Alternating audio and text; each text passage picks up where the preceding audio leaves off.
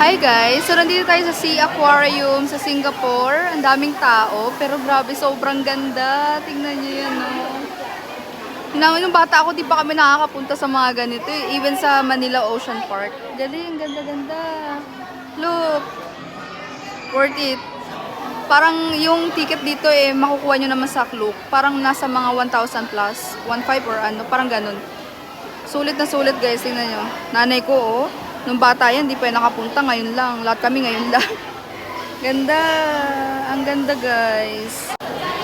Ganda. Hey, girl. I wanna be. Ganda. Nanay ko. Ma. Yan. Ganda dito.